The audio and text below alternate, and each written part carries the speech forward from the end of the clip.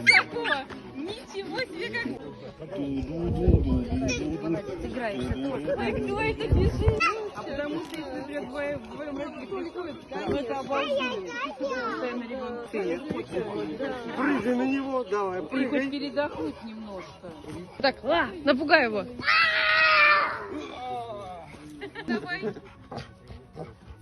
Саша, вставай. Вставай, за руку бери, скажи, вставай. Вставай. Никак. Вставай.